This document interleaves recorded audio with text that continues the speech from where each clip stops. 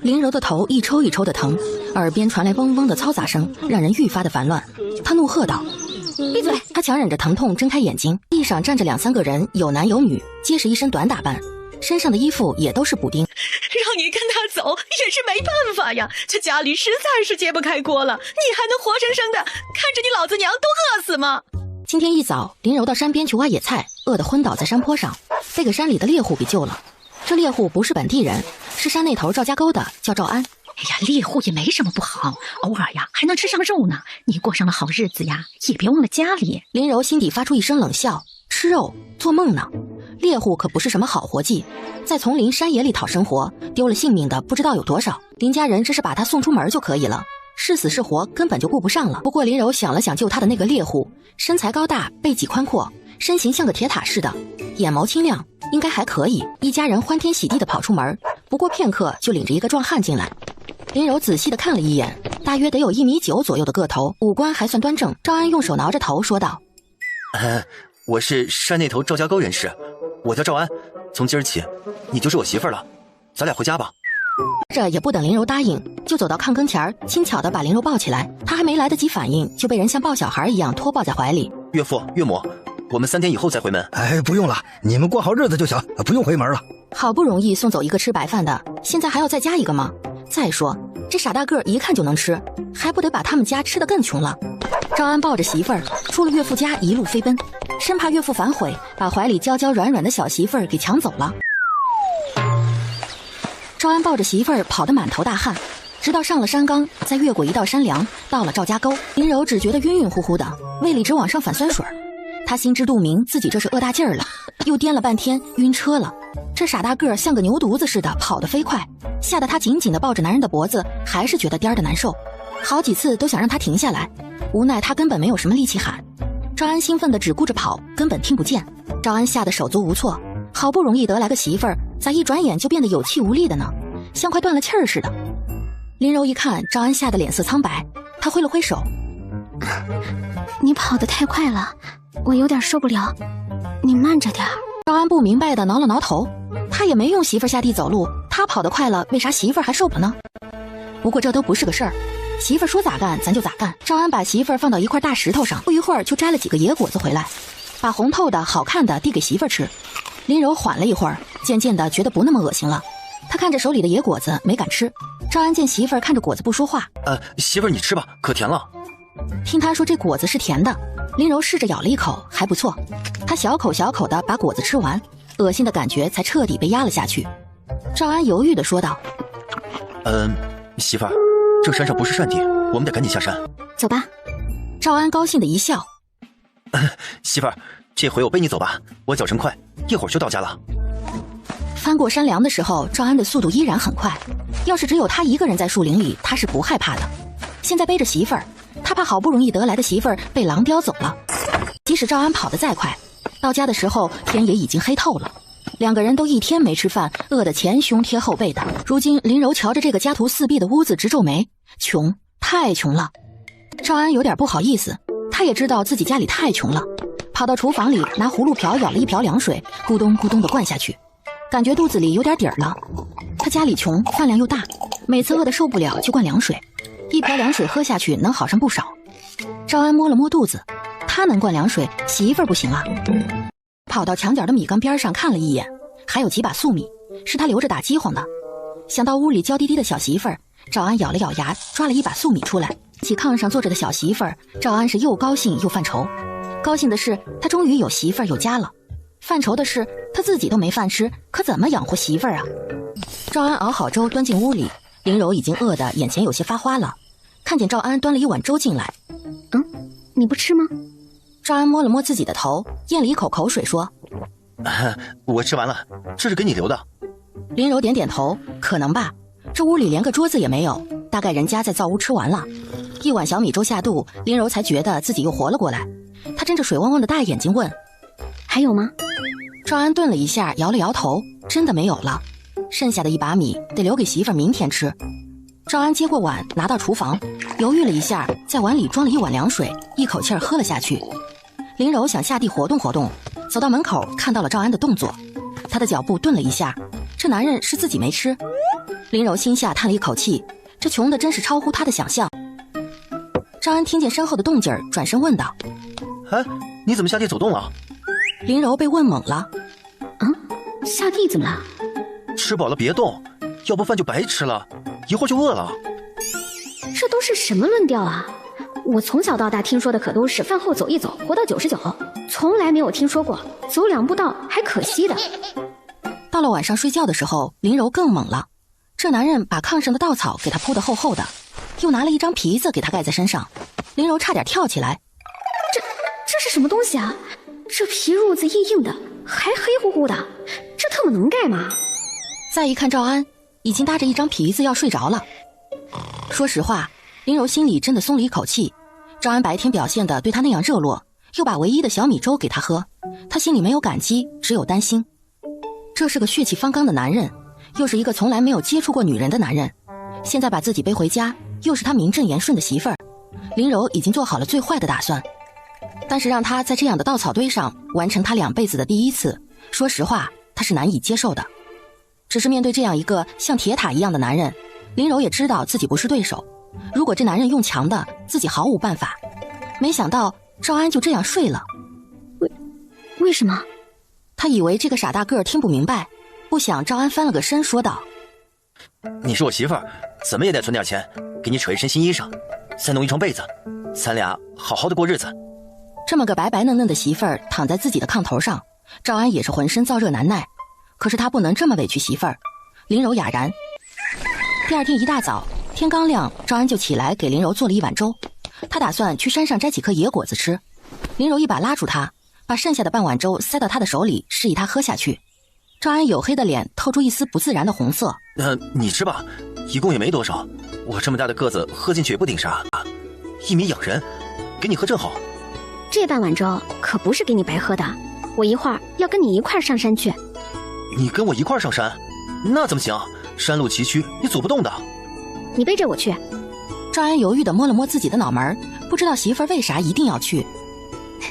我认得几味中草药，我们采了去卖钱。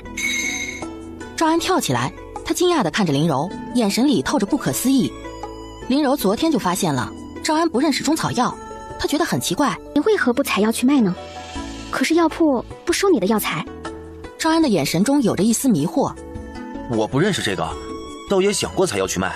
我悄悄地去问过药房里的伙计，人家也不说，就是看见了中药，也都是药渣子，哪里识得啊？那附近没有采药的人吗？有啊，人家都是口耳相传的，那是人家吃饭的秘密，不能随便透露的。媳妇儿，你是怎么认识草药的？我从小就在举人老爷家干活，他教儿子读书的时候，我就偷偷跟着学，认字了之后就偷偷的翻书看。我看过一本书，书里就有各种中草药的图案。赵安了然的点点头。他把林柔送回家的时候，听到了村里人的议论，知道林柔是从举人老爷家里被赎回来的。原来他媳妇儿还会读书认字，既然媳妇儿有这个手艺，那真是太好了。赵安高兴地把半碗粟米粥一饮而尽，将媳妇儿背在背上就往山上跑。他得赶紧挣钱去买米，还盼着多挣点钱跟媳妇儿洞房花烛夜呢。赵安背起媳妇儿，小两口上了山。隔壁赵安的二弟赵兴旺正站在院子里看着2个人的背影出神儿。他心里很纳闷儿，他这个大哥空有一把力气，成天傻憨傻憨的，究竟从哪儿弄来这么漂亮个小娘子？赵兴旺不由自主地咽了一口口水，身后传来媳妇儿孙氏的声音：这一大早的正课了，在那儿发什么昏呢？还不赶紧劈柴去！赵婆子在屋里听见二媳妇发威，她不高兴地伸手推开窗户斥骂道：你个懒婆娘，一大早的自己不去干活，倒在院子里编排你的男人，劈柴着什么急呀？一会儿去隔壁叫上老大过来劈。你男人腰不好，你不知道吗？话说赵安背着媳妇儿到了山上，林柔发现这里的中草药真不少。赵安背着媳妇儿一口气儿跑到山梁附近，那这就是人参苗，你记一下。赵安疑惑地看着这棵草，小小的一株，椭圆形的叶子，这是人参？不像啊，这不就是一棵草吗？人参是它的根茎，在土里。赵安蹲下身子就要伸手去薅，林柔一巴掌把他的手打开，生气地瞪着他说：你干什么啊？不能薅出来吗？这东西不能这么弄，弄断了根就不值钱了。你得慢慢的扒，把土都扒开，才能把它拿出来。一薅就出来的话，他早就自己动手了。林柔在旁边不停地指挥着：“哎，慢点慢点，你当心些，人参须子一折就不值钱了。”一听说折了它就不值钱了，赵安扒得特别小心翼翼，扒了一上午才算是把人参扒了出来。赵安把它托在手心里细看，果然是个人形，他高兴得差点蹦起来。媳妇儿，明天我去县城药铺把它卖掉，换来的银钱多买一些糙米，家里就不被打饥荒了。明天送过去？我们离县城很远吗？也不是很远，我脚程快，一天能跑1个来回。林柔摸了摸自己的下巴，那还是挺远的。问题是今天晚上吃啥？突然他的视线停留在一个地方，那里有一排黄绿色的小花。哎，这是山药吧？他冲傻大个一招手，这也是药材，能换银子吗？不但能卖钱，还能不饿肚子呢。这个东西啊是能吃的，这个不用太小心，弄个硬树枝吧。明天啊把铁锹带来，多挖点回去，可以晒干了磨成粉，当粮食吃。这东西吃不得，村里的吴大娘一家吃了这个东西，浑身起了红点，特别痒，还恶心呕吐。这东西是有毒的。这东西不能带皮吃，带皮吃容易起过敏反应，就是你说的中毒。赵安半信半疑，这是书上写的。赵安把衣服脱下来，包了满满一大包山药，剩下的打算明天带上铁锹来挖。我没看到咱家院子里有铁锹啊。家里没有田，也没有这些农具，我可以去老屋借。行吧。赵安把人参放在媳妇儿兜里，背着媳妇儿往家走。两个人到家的时候，林柔抬头看了一眼太阳，估摸着得有下午2、3点钟了。媳妇儿你歇一歇，我去弄个山药皮。我看着你弄，拿菜刀把这个皮削下来。对了，你家里有菜刀吧？林柔有点担心了，这家里穷成这样，连床被子都没有，能有菜刀吗？这一回赵安高兴了，菜刀他家有啊，终于有一样东西是家里有的了。林柔松了一口气，又有点犯愁，这家里太穷了，啥都没有，啥时候能添置好啊？林柔正发着愁呢，就听见大门外有一个中气十足的大嗓门喊道：“老大，老大，你弄啥回来了？”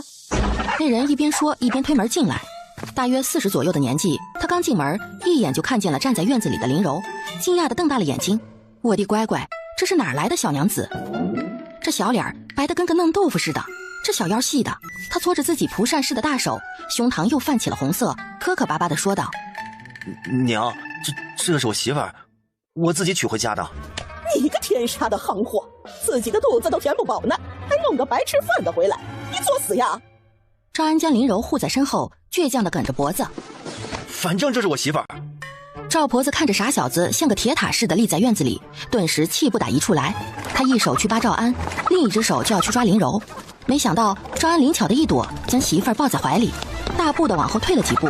赵婆子抓了个空，见赵安第一次违背她的意思，赵老婆子不由得大声哭闹起来：“哎呀，你这个不孝顺的逆子，为了一个小娘子欺负你娘，你也不怕天打雷劈呀！”这么一哭闹，顿时老宅里的人都涌到了这个小院子里。赵新才的眼睛都直了：“天爷啊，我这是见到仙女了吗？这也太漂亮了，连被风吹起的头发丝都那么好看，老大是从哪弄来这么漂亮的小娘子啊？”赵安的怒气直往头上冲，他将媳妇儿挡在身后，瞪圆了自己的眼睛，10根手指交握在一起，关节发出咔咔的响声。赵新才无意中对上了他的目光，不由得一个机灵。老大这眼神他从来没见过，凶狠残忍，跟山上的野兽一模一样。他不由得往后退了2步，低下头，不敢再看林柔。赵兴旺也转开了眼睛，心中暗自可惜，这么绝色的一个小娘子，倒偏了老大这么个憨货，真是牛角牡丹，浪费了。老赵头早就上前把赵婆子拉了起来，他目光复杂地看了一眼赵安，只说了一句：“哎呀，现在你也娶媳妇了，以后啊好好过日子吧啊。”赵婆子还是不甘心，她想让赵安把这小娘子卖了，省得放在家里浪费粮食。对上赵安的目光，他心里一突突，跺跺脚，转身回家了。反正将来有的是机会，等哪天赵安不在家的时候再卖。林柔自始至终都一直没有说话，她倒要看看这男人靠不靠得住。看起来还可以，至少知道护着他。别说刚刚这男人站在院子里的时候，一身的杀气，倒是有点像古书里写的威风凛凛的大将军，像模像样的。只是可惜，人家一走他就变了。此刻赵安正傻乎乎地摸着自己的大脑袋，傻憨憨地对林柔说：“媳妇儿你放心吧，我会护着你的。”林柔点点头，忽然一笑，踮起脚尖儿，在男人的脸上亲了一口。奖励你的，快去干活吧。赵安傻了，他只觉得有个比花瓣还柔软的触感轻抚过自己的嘴角，他的头上顿时就渗出了密密麻麻的一层汗，脚上像踩着一团棉花似的轻飘飘的，脑子里都是刚刚划过嘴角的柔软。傻愣着干什么呢？一会儿天都该黑了。看到地上的山药才想起来，他得赶紧把这玩意儿收拾出来，晚上还没吃饭呢。林柔站在一边看着赵安在削山药皮，山药滑溜溜的，抓着很费劲儿，不一会儿手上就有点发痒。赵安担心地说道：哎呀，这东西看着黏糊糊的，看着不太成啊。一会儿我给你做点薏米粥，这东西我先吃一顿看看，要是明天早上没什么事儿，你再吃。还能这么解释？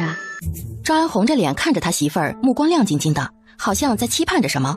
林柔拍拍他的头发：好好干活，明天再奖励你。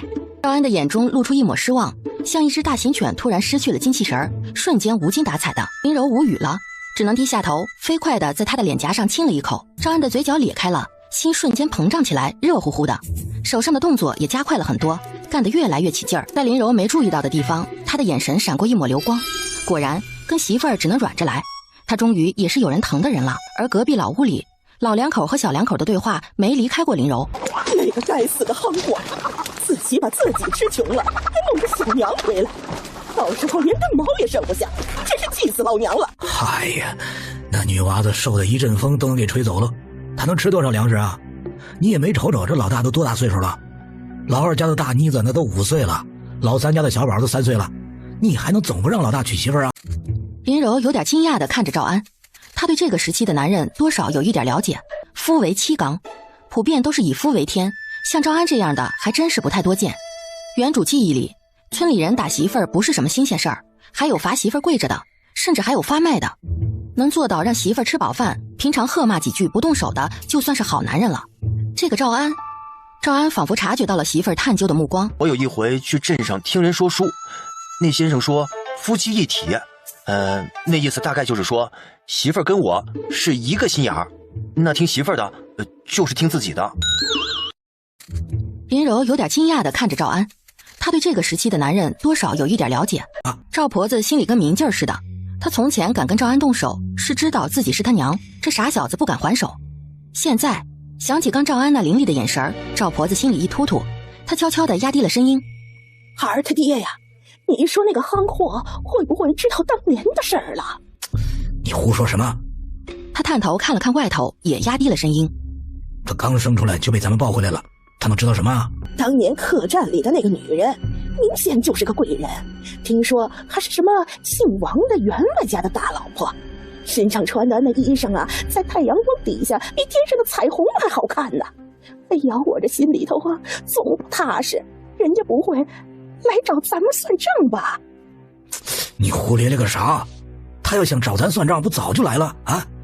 哎呀，这都过了20多年了，这人还在不在都两说了呢。人家都说女人生孩子7活8不活，这夯货8个月就出来了，抱到家里，咱俩把他养大，费那么大的劲儿呢。早知道咱能有自己的儿子，还养这个夯货干什么呀？哎呀，行了行了，过去的事儿你就别提了啊。不过这事儿啊，哪儿说哪儿了，以后不许你再说了。行，哎呀，不说了，那个小娘子就让她留着。哎呀，你说话注意着点儿，那是咱们大儿媳妇儿，以后他俩不得孝顺咱吗？你弄那么僵干什么？我这一想起当年养的那个夯货，费的那个劲儿啊，这气就不打一处来。赵老婆子嘟囔着出去了，到院子里一看又来气了，扯着大嗓门喊：老二家的，老三家的，这都死哪儿去了？冷锅冷灶的，作死呢！老二媳妇孙氏正在屋里生气：你那双狗眼瞅着别人家的婆娘拔都拔不出来了，瞅瞅你那熊样，癞蛤蟆想吃天鹅肉呢。赵兴旺斜倚在炕头上，闻言冷笑：我是狗，那你是什么？这么多年了，连生了3个丫头片子，连个带把的都没给老子生出来，你还有脸说？再生出儿子，就给老子滚回你的娘家去！老子一纸休书休了你！孙氏的气焰顿时低了下来，她缩了缩自己的脖子，不敢再说话了。耳听着婆婆在院子里喊，孙氏连忙低着头出去了。赵兴旺摸着自己的下巴，还在回味着刚刚看到的那个小娘子。可惜便宜了赵安那个憨货，就这么个傻子，他懂得什么？可能连哄小娘子都不会。要是……赵兴旺心里动了动，听见婆婆喊，李氏也抱着小宝走到门口，她轻言轻语地说道：“娘，小宝困了，既然您饿了，我让他等会儿再睡。”一听说宝贝金孙困了，赵婆子立刻挥挥手：“哎呀，这里用不着你，赶紧进屋去哄我的宝贝孙子睡觉。”孙氏站在厨房门口，羡慕地看着李氏抱着孩子进屋去了。再想起自己家里那3个死丫头片子，他就恨得牙痒痒，怎么就没有一个带把的呢？西院里，赵安先熬好了粒米粥，用粗瓷碗盛出来，给媳妇儿端到炕沿边上。林柔看着炕沿边上大海碗里的粒米粥，她没有动筷子。赵安跑进屋里，想看看媳妇儿吃的怎么样，结果就看到媳妇儿坐在炕沿边上发呆。是不是喝不下去啊？要不我上老屋给你找一块咸菜疙瘩。不用，我喝点粥就行。林柔看赵安站在那儿一动不动，嫣然一笑说道：“我等你一起吃饭。”他高兴地哎了一声，转身就往厨房跑，得再把火烧得旺一点，让饭快点好。他媳妇儿还等着他吃饭呢。看着这傻小子转身跑出去的背影，林柔皱起眉头。卖了这颗人参，2个人的生活应该有所改善，就怕老屋那边……林柔转了转眼珠，望着窗外的一堆山药皮出神儿，也许可以想个办法彻底的分家，单独立一户，很多事儿就好办了。趁着天色还亮，赵安将瓦罐搬到了炕沿上，小两口坐下吃饭。咱们俩成亲要到衙门里去备案吗？不用，哪天咱俩去老族长那里上个族谱就行了。原来是这样。林柔喝了一口粥，又拿了一块山药吃了，没滋没味的。她问赵安：“没有盐吗？”哎呀，这别的都没有，盐得吃啊。没有。唉，好吧，这个家穷的，真的只剩一座漏了天的茅草屋了。还剩一把炖菜刀。赵安是饿极了，他体会不到媳妇儿的感慨，自己把1瓦罐的山药都吃了，终于吃了一顿饱饭。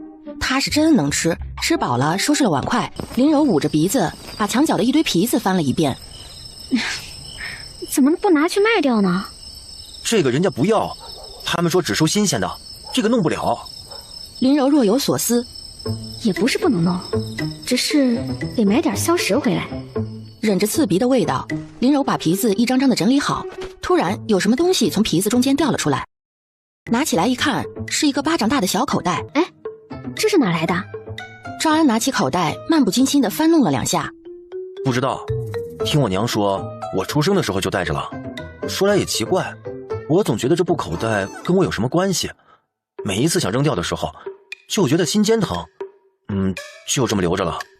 反正也不值钱，除了他也没人肯要。林柔不在意的把口袋放在皮子上，接着收拾皮子。突然手指尖一疼，他哎呀一声，只见手指尖被什么东西刺破了，鲜红的血液渗了出来，扎得还挺深，血滴答滴答的往下淌。赵安被吓了一跳，他转身就往外跑。林柔无奈的看着自己的手指，想找个什么东西按一下，身边只有那个布口袋看着还干净，随手拿起来按到伤口上。下一秒他就愣住了，只见渗到布口袋上的鲜血迅速不见了，原本灰扑扑的布口袋发出一阵白光，转眼就消失得无影无踪。喂，这么给力啊！林柔马上闭上眼睛，朦胧中面前出现一个空间，大约100来平方，里头什么都没有，没有田地，也没有林泉，远处还是灰蒙蒙的。他失望地长叹了一声，果然啊，她还是最倒霉的穿越女。一转头就看见赵安呆愣愣地站在门口，整个人傻在了原地。林柔纳闷地问：“怎么了？发什么呆呢？”赵安脸色发白，手里紧紧地捏着一个纸包，他磕磕巴巴地说：“媳妇儿，我可能要死了。”啥？就是看见地府了，灰秃秃的，也没看见有啥东西。我如今还没看见黑白无常老爷，大概还能再多活一会儿吧。赵安跑上前2步，哭倒在媳妇儿身上，他是真的伤心了。这么多年，好不容易遇上一个愿意疼他的人，他终于有媳妇儿有家了，结果阎王老爷不愿意，要把他带走，这也太欺负人了。现在有点回过味儿了，那个空间应该是他跟赵安共享的。见媳妇儿嘴角带着笑意，赵安的心拔凉拔凉的，他委屈的眼圈都红了。他就要死了，他媳妇儿都不伤心吗？我也看见那个空间了，灰秃秃的，能有咱们家2个屋子这么大，里头还有灰色的雾气。赵安一下子跳了起来。啥？你也看见了？他顿时怒了，真是欺人太甚，不但想把自己带走，还想把他媳妇儿带走。赵安死死地攥着拳头，双眼冒火。媳妇儿你别怕，就算见到黑白无常，我也得干他娘的，没有这么欺负人的。黑白无常也没啥可怕的，活着的时候不也是人吗？到时候大家都是鬼，我肯定打得过他们。赵安越说越觉得自己有理，眼神也坚定起来。不管到了哪儿，他总得护着他媳妇儿。他冲着傻小子招了招手，随口编了个故事出来。赵安是越听越迷糊，听得半懂不懂的。媳妇儿，你的意思是说，这是老神仙送给咱俩一个箱子，装东西用的，东西装在里面，不怕丢？大约就是这么个意思。那神仙不偷吗？人家都是神仙了，喝风饮露的，不食人间烟火，用不着咱们这些东西。哦，也是。赵安转念一想，又高兴起来。他原来买东西还怕人偷呢，就老屋的那些人家里有啥都得偷光了。突然他想起来媳妇儿的手指还没包扎呢，拉起林柔的手指一看，伤口已经消失不见了。第二天一大早，赵安满满的吃了1瓦罐的山药，给媳妇儿也盛了1碗。他已经试过了，没什么事儿，这玩意儿还真的能吃。赵安很高兴，能填饱肚子的都是好东西，这东西身上有的是，终于能吃上饱饭了。吃完饭，赵安背着媳妇儿去了县城。县城不大，只有一条街是做买卖的，倒是也有不少担着担子摆摊子的。赵安跟媳妇儿进了县城常去的一家药铺。哟，赵大哥来了，又弄到什么稀罕物了？你放心，咱家的价钱绝对公道。您给瞧瞧，这个值多少银钱？他从怀里把那根人参掏了出来，直接放在了柜台上。小伙计的眼睛都直了，这是人参啊！赵大哥，这东西贵重，我可做不了主，你稍等一会儿，我去找掌柜的出来。他转身掀开通往里间的棉布门帘，找掌柜的去了。林柔悄悄地打量着药铺，这个药铺不大，药材也不算全。5两银子。掌柜的，您这价钱未免有失公道，多少给加点，若不然我就拿去府城卖。掌柜的沉吟了一下，他说道：我再给小哥加5两银子，一共10两银子。哎呀，不少了，兄弟，你也得让我赚点啊！你这东西咱们县上卖不出去的，我也得送到咱这府城去卖呀。赵安一想，也是这么个理儿。他刚要答应，就听林柔在旁边柔声说道：然不是百年老参，也有个40-50年了，送到府城最少也得卖50两银子吧。他也不知道值多少银子，不过绝对不可能这么少。赵安心里一惊，不由得心下大怒，他伸手就要把人参抢回来，打算自己拿去府城卖。哎呀，妇道人家懂得什么呀？如今世道艰难，这人参啊没那么好卖。哎，这样吧，兄弟啊，我给你30两银子。赵安还是不同意，那掌柜的松开手，无奈地说道：我顶多出35两银子，兄弟，你要是同意就把东西放下，要不然呢，那我也没辙了。看来这就是底线了。赵安想了想，同意了。掌柜的也松了一口气儿，他进屋取了1包银子。我说赵兄弟，以后啊，你有什么药材尽管送到我这儿来啊，咱们常来常往，常来常往啊啊！两人出门走到个背近的地方，林柔就把银子收到了口袋里，两人这才有心情打量着街上的景色。赵安的眉头皱了起来，他小声地对媳妇儿说道：哎呀，怎么多了这么多沿街乞讨的人呢？林柔顺着他的视线看向街角，3-5个人一伙儿在街角挤着一堆一堆的乞丐。林柔的心情有些沉重，她在街上打量了一圈，指着对面的米铺说道：咱们先去买粮，还得多买一些。首先得填饱肚子，粮食是最重要的，更何况他们没有地，就更得多存粮食。赵安显然也是这么想的，虽然山上有山药，但他媳妇儿说了，这个东西不能成天吃，会生病的。夫妻俩往米铺走，刚走到门口，就看见米铺里挤了一群人，正在那里议论纷纷。这怎么天天涨价呀？这粒米从前也就是10几文一斗，现在竟然涨到30文，这还让不让人活了呀？这粟米都涨到20文了，俺是买不起了。精米都60文了，这谁吃得起呀？哼，你们还他娘的做清秋大梦呢！隔壁县里早闹起来了，他们那里大喊颗粒无收的，这还嫌贵，过几天还有的涨呢。众人的脸上更显现出一种沉重之色，粮食是命根子，他们心知这话不一定是假的。街上莫名其妙的多了一些乞丐，看着都令人忧心。要买就赶紧买，不买到大街上聊天去，我这又不是酒楼，别耽误了我做买卖。众人无奈的排队买粮。咱们买多少？要不买1担？一担是多少斤啊？得有个100多斤吧。100斤，那才2袋大米啊！林柔看了一眼赵安，按他的饭量，这1个月可能都吃不到头吧。林柔在心里悄悄地换算了一下，1斗米30文，10斗是1担，那1担米就是300文钱，1两银子能买3担米。但这是粒米，就是俗话说的糙米。如果想买精米的话，1两银子是买不了2担的。他悄悄地对赵安说，1担不够，我们买30担粒米，20担精米。你一会儿悄悄地找到小伙计，让他把米送到一个被禁的地方，就说一会儿有车来接。他冲着赵安眨了眨眼睛，赵安懂了，媳妇儿这是想把这30担粒米和20担精米都放到布口袋里。他有点犹豫，一共才卖了35两银子，这些米就得花20多两，这到手的银子还没焐热呢，就去了一大半了。有了命才有银子，没了命可就什么都没了。确实是这么个理儿，还得是他媳妇儿读书多，就是比他聪明。里的人散得差不多了，大家都是买几升或者1斗半斗的。我要30担粒米，20担精米，老家帮我送到前面路口，我们自己有车来接。那小伙子上上下下的打量着赵安，他有点犹豫，这么多米可不是个小数目，这人能买得起吗？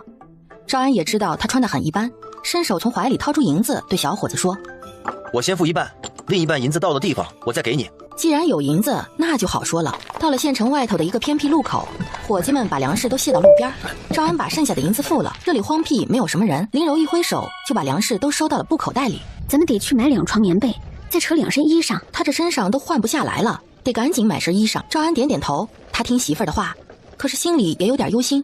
这银子看似不少，一花就没了。林柔跟着话是这么说，可这么一大桩买卖，女掌柜是不肯轻易放过的。女掌柜衡量半晌，说道，这个价钱可没得少了，要不你先付一半，另外一半等取棉衣的时候再来付。2套陈衣700文，赵安的衣裳没买，人家陈衣没有他那么大尺寸的。林柔扯了布给他做了2套，又给自己买了2套中衣，一人买了1双布鞋，2条棉被就得10斤棉花，2条褥子也得8斤，再加上被里被面这些，一共花了5两银子，加上之前的，总共付了6两多银子。赵安愁眉苦脸地走出了布庄，摸着自己的大脑袋，默默地算计着银钱。这一通花下去，兜里就剩6两银子了，还有剩下的钱没给人家布庄呢。林柔也心疼，可该买还得买。他拉着赵安又买了1张席子、2个茶杯、1个小茶壶，又买了1口铁锅、2斤盐，乱七八糟的又花了2两银子。赵安摸着兜里剩下的4两银子，说什么也不肯再花钱了。林柔瞪着他，硬把他拉去，花了40文买了2斤猪肉，回家炖山药吃。林柔到家指挥着赵安赶紧在灶上安置铁锅，先做饭吃。林柔有点发愁，他只顾着买米，1斤面都没买，现在银子也没了。他又抬头看了看房顶，屋子也得修。虽说赵安不着急，林柔不那么想。虽然大家都说马上就要快入秋了，已经过了雨季，但老天爷的事儿谁说得准？他们家地势高，洪水是不怕的，但是房顶总得修好，这修房子又得一大笔钱。不提林柔真为自己家里的银钱发愁，却说万里之遥的大齐国皇城里，当今的皇后娘娘此刻震惊地看着眼前供奉的8宝琉璃灯。这盏灯这盏灯是皇家的祖传之物，传说是开国帝后留下来的宝物。一同留下的还有一只8宝乾坤袋，这2件宝物是通灵的，互相之间有感应。能打开8宝乾坤袋的，必定是天生凤命的女子。小主子这是娶媳妇了呀！老奴早就说过了，我们小主子呀是真命天子，一定会吉人自有天相的。愿上苍庇佑我儿平安健康。确实很健康。他蹲在土灶跟前儿，眼巴巴地望着大铁锅，真香啊！他都多少年没闻着这么香的味道了。2斤肉加上几根山药，满满的炖了一大铁锅。林柔吃了1小碗菜，又吃了半个饼子，剩下的都被赵安吃光了。林柔从一开始的目瞪口呆，到后来的渐渐麻木，这是个无底洞啊！怪不得赵安这么能干，老屋还把他撵出来，这挣多少也不够他填肚子的呀。你要喜欢吃，咱们明天再买一些，你别撑坏了。我特别能吃，从前都是吃不饱，如今倒刚刚觉得饱一些。赵安偷偷地看了媳妇儿一眼，不好意思地说，媳妇儿你别怕，我可以不吃饱，以后我尽量少吃点。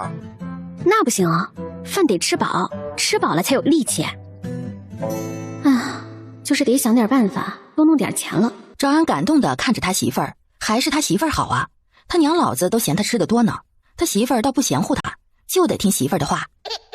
吃过饭，林柔在屋里的地上转悠，柔顺着窗户看向院子。赵安正把墙角最大的一块青石板扛在肩背上，足足得有200-300斤，身上的肌肉如山峦般起伏的球劲，看着就吓人。这是天生神力，怪不得怎么吃都吃不饱呢。也是奇怪，赵家一家个头都不高，长得又瘦又小的，怎么赵安这么另类呢？林柔仔细看着男人的那张脸，其实他长得不丑，大眼睛，双眼皮儿，两眼炯炯有神，鼻梁又高又挺。其实这男人一点都不傻。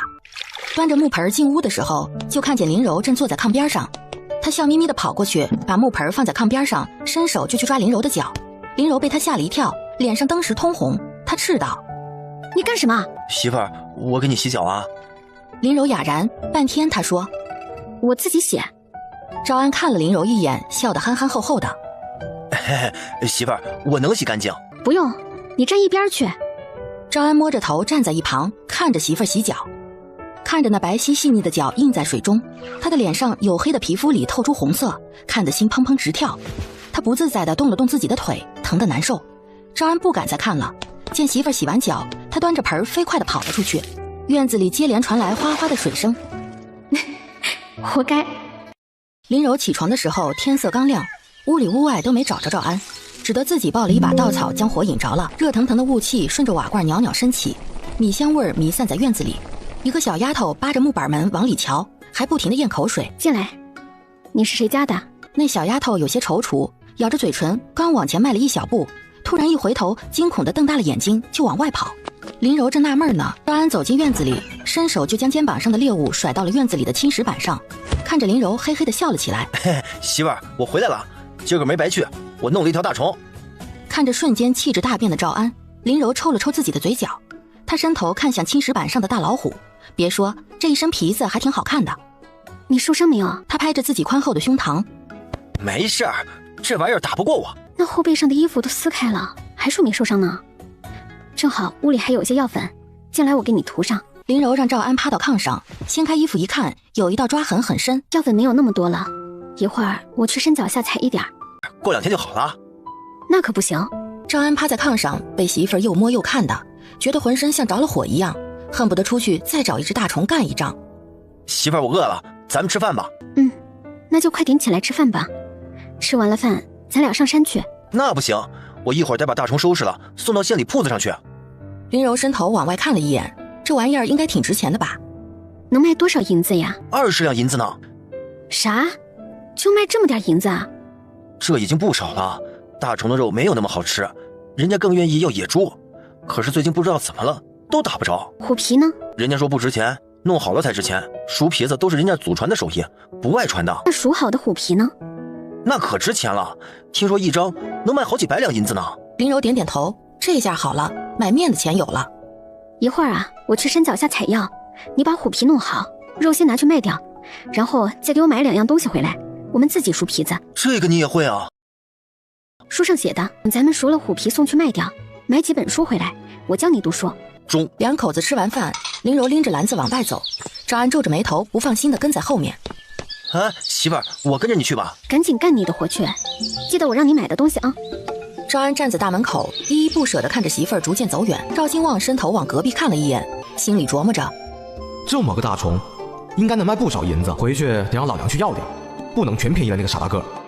赵安下手利落地将虎皮拨开，听见后面的脚步声，他冷哼了一声，手上的动作一点没停下。林柔挎着篮子，按记忆中的路线往山脚下走，到了山坡下就停住了脚步，在山坡底下找了一会儿，终于找到了马脖，又采了点四叶菜和荠菜回去拌着吃。到家的时候，赵安已经走了，只剩一张完整的虎皮铺在青石板上，旁边还有一块肉，将肉切成小块，先把肥肉炒出油，再将瘦肉放到锅里翻炒，最后添上水加山药，上头蒸上米饭，饭菜都有了。林柔满足地伸了个懒腰，觉得这日子还是有希望的。远在万里之外的皇城，天下最尊贵的夫妻俩正抱在一起哭泣。皇帝看着八宝琉璃灯上的五彩光晕，激动的老泪纵横。苍天有眼啊，终于有了儿子的消息。你说咱儿子到底在哪儿呀？天下这么大，到哪儿找啊？只要咱儿子平安无事，总能找着的。不过这件事儿不能张扬，万一让那些人知道了，先一步找到咱儿子，就危险了。那个八宝琉璃带，从前咱俩在东宫的时候也曾经用过，虽然传给了下任主君，咱俩用不了了，但应该能探查一二，里头有什么线索也说不定。夫妻俩合上双眼，试探着往布口袋里一看，顿时目瞪口呆。只见偌大的布口袋里只有一些糙米和几件破布做的衣裳，空间的一角放着几两碎银子，简直少得可怜。皇后不由得悲从中来，放声大哭。她可怜的儿子呀，只有一点点糙米吃，做娘的心都要碎了。皇帝也红了眼眶，他是万民之主，可自己唯一的儿子只有那么一点点碎银子，还只能吃糙米，老父亲的心也碎了。赵安，你个爱雷劈的行货，有了肉只知道自己往嘴里塞啊，一点都不知道惦记老子娘，你的良心都被狗吃了。他说着便上去抓赵安手里的木盆。林柔眼疾手快，一筷子抽到了赵婆子的那只手上，抽得他嗷的一声，将手缩了回去。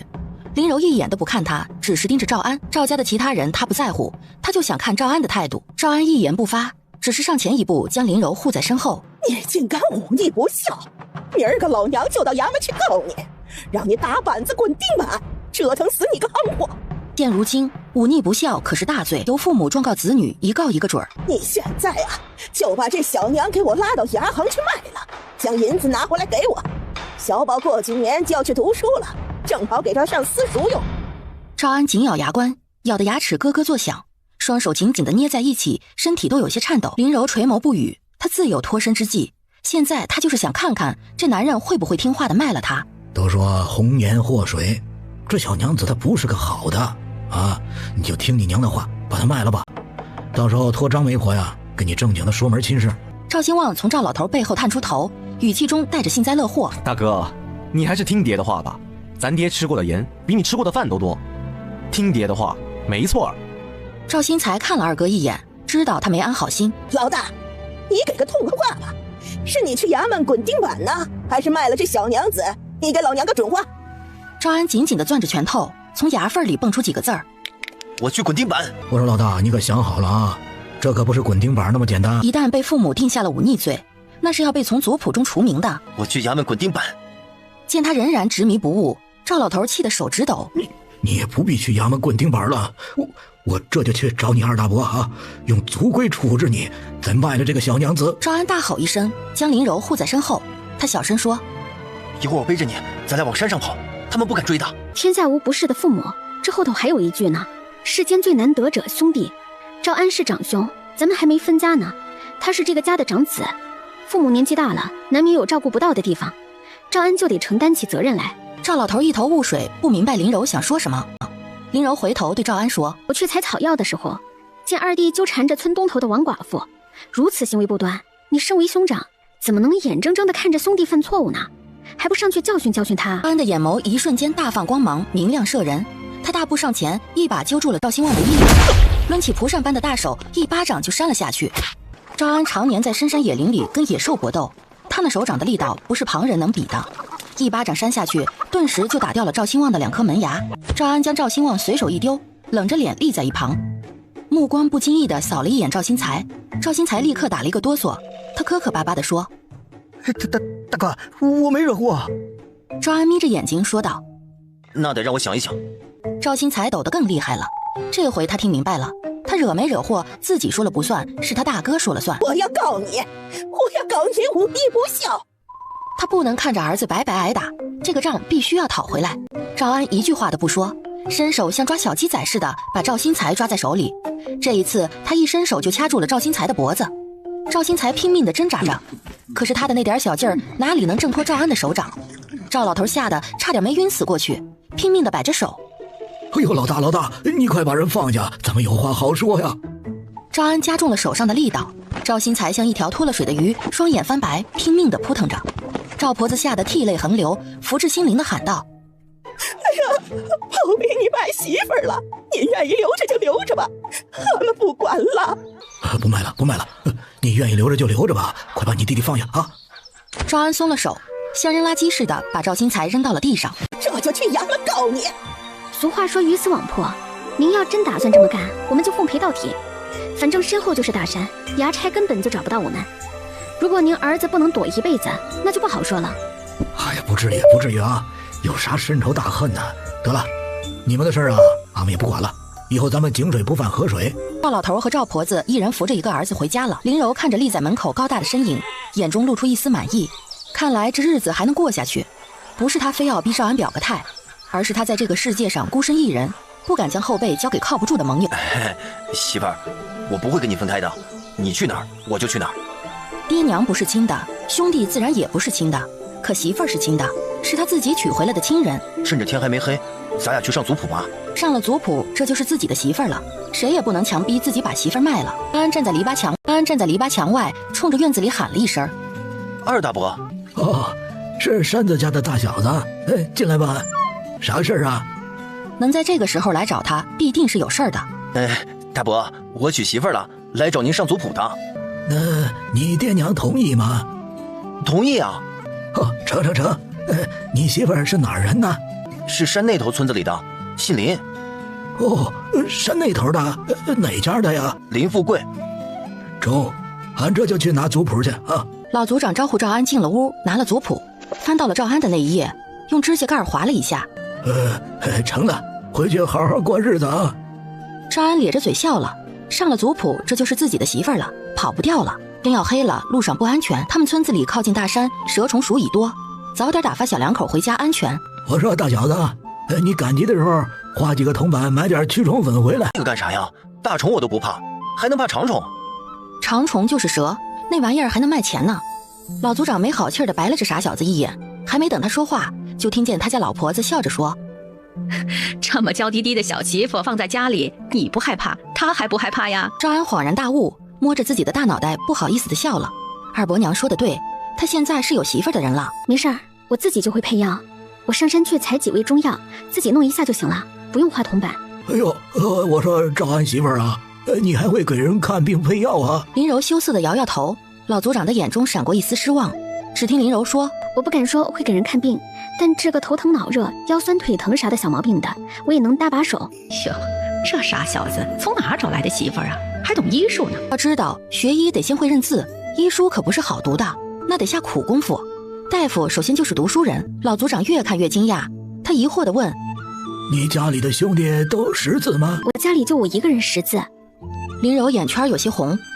我从小在举人老爷家帮工，老爷教小少爷的时候，我会跟着学一点，后来慢慢的就会读书了。举人老爷家有不少的医书，我没事的时候都读过。哦，这么回事啊？这就难怪了，举人老爷呀，那可是天上的星宿下凡，就算是家里的下人，都是能沾些福气的。哎呀，好，赵安媳妇儿啊，以后咱村里有啥事儿，还得麻烦你搭把手啊。你要是有啥事呢，你就吱声，咱庄户人家别的没有，还有一把子力气的啊。行，只要我能帮上忙的，一定帮。赵安两口子走后，二伯娘犹豫地问：“这小娘子年纪轻轻的，能行吗？”老族长一挑眉说道：“哎呀，咱们村里啊，离县里那么远，医馆里轻易也去不起呀。有个头疼脑热的，都是在家里边挨着。他要是会医术，那岂不是更好啊？要是不成，原来啥样，以后还啥样呗。”